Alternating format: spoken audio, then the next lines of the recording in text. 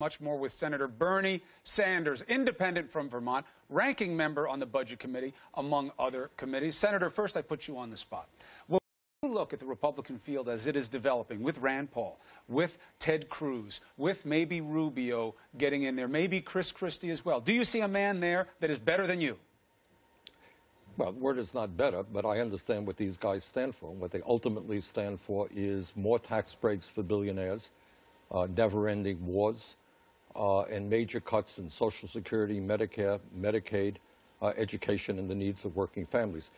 Chris, the bottom line for me in politics today is that as a result of Citizens United, you're going to have people, billionaire families like the Koch brothers, pouring huge amount of money into the political process. As speech, that the Supreme Court has said money is speech, so you can give as much as you can. You're right. You can spend hundreds and hundreds of millions of dollars to buy the particular candidates you want and to dominate the legislative process. I think that that is a horror show, and I worry very much whether candidates representing working families are going to be able to win elections in the future. Why? Is money just too much now? Absolutely. Absolutely. Give me an example. Well, yesterday we had an election in Chicago. And the guy I supported, his name is Chuy Garcia, put together a strong coalition of working-class families. He got outspent 6-1. By Rahm Emanuel. By Rahm Emanuel. And when you have so much money coming into the political process from people like the Koch brothers who believe this is their agenda. We want to get rid of Social Security. We want to get rid of Medicare. We want to get rid of Medicaid. We want to do away with the concept of the minimum wage. We don't care. We want to cut federal aid to education and Pell Grants. That is a terrible attack on the middle class. The goal is to do away with every major piece of legislation passed in the last 80 years and give more tax breaks to billionaires. Do you see outrage about this? Because I don't. The Supreme Court made it the law. It is a demonstration of First Amendment speech. Both parties, you're an independent, so you get a little bit of a pass on this. But, you know, Democrats do it just as much as Republicans, maybe even more. President Obama got more money from Street than the Republicans did? Right? He's the head of the party. I think, yes, Democrats do it, but no one is going to keep up with the Koch brothers, who are prepared to spend $900 million in this election cycle. That is more money than the Democratic Party or the Republican Party. Meanwhile, the average American is working longer hours for low wages. The average American is wondering how come 99% of all new income, Chris, is going to the top 1%. Top 1/10 of 1% own almost as much wealth as the bottom 90%. And you don't believe anybody in the race right now wants to change that? Those guys? Yes.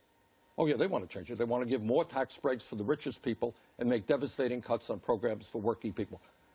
They want to make the rich richer and everyone else poorer. Not what Rand Paul says. He says he believes in rising it for all Americans. Yes. And how do you do that? By giving huge tax breaks to the wealthy and large corporations. That's how they do it. This is the same old trickle-down economic theory. Hillary Clinton have a better strategy? Well, we'll see. What do you mean? Why slow on Hillary Clinton? What has she said that you believe is suggesting of something better? She said she won't take any big money from people like the Kochs? Well, I think what we'll have to do is see what Hillary Clinton is standing for. I will tell you what I believe, and that is, for example, that the Trans-Pacific Partnership Trade Agreement is a disaster, that our trade agreements are costing us a whole lot of jobs. We have to rethink trade, NAFTA, CAFTA, permanent normal trade relations with China. I will tell you that climate change is one of the great planetary crises that we face. Proud to have voted against the Keystone Pipeline. That's my view. You'll have to ask Hillary. How passionately do you feel about this? How important is it to my kids' futures? We are fighting for your kids and for my grandchildren.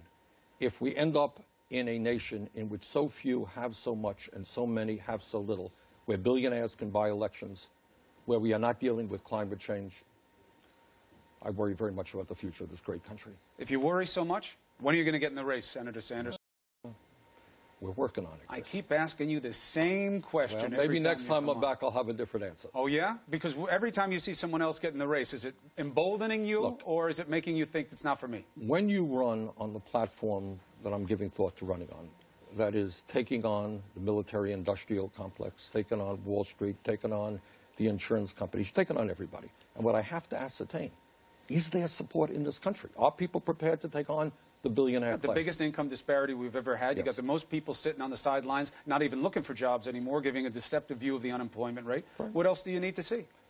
Whether or not those people are so demoralized, or whether or not they are prepared to jump into the political process. Let me be very honest and tell you something. People need a leader. Leaders go first. Let me tell you something. No one else is going to tell you this. it may be that we are at a stage where we can't beat these guys. They're just too powerful. But I believe, and what I have got to do, and many of us we got to continue the fight. We cannot let a handful of billionaires control the future of this country. And that's what we got to struggle with. Senator Sanders, always an important message. Appreciate having you on the show from Vermont. See you again, sir. Thank you very much. Keep pushing you on this. All right, so today at 5 p.m. Eastern, the man who just entered the race